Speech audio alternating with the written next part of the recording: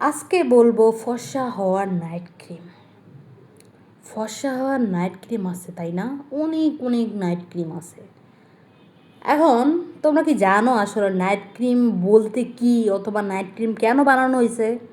ওটা না, ওটা তো বাংলাদেশের কোনো ওয়েবসাইটে পাইবা না। নাইট ক্রিম কেন বানানো হয়েছে বা কেন এটা ইউজ করা হয়, ওটা তুমি ভালো ভালো ইন্টারন্যাশনাল ওয়েবসাইটে যায়া তখন দেখে নিও। আমি এত বিস্তারিত বলতে পারবো না।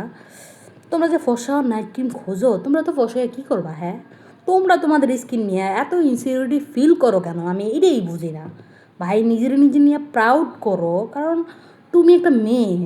মানে মেয়েরা অনেক পাওয়ারফুল হয়, বুঝছো? তো তুমি তো নিজের নিয়ে অনেক প্রাউড ফিল করবা। স্কিন টোন ম্যাটার করে না। তুমি পড়াশোনা করে স্টাবলিশ হয়ে ভালো কিছু করে দাও, এরপর দেখবা পোলাগো লাইন লেগে রয়েছে ভাই। এসব ফর্সা টর্সা এগুলা আসলে এগুলো ঠিক না, এগুলো ইউজ করো না। ফর্সা হওয়া বলতে যেই স্কিন প্রোডাক্টের মধ্যে লেখা যে ব্রাইটেনিং হোয়াইটেনিং প্রোডাক্ট, ওটাই বাব্বা, ওরা একবার ওটাই ফেক প্রোডাক্ট, ওই প্রোডাক্টটাই ফেক। ঠিক আছে, এই কথাটা কিন্তু মাথায় রাখবা। এটা একদম সত্যি কথা।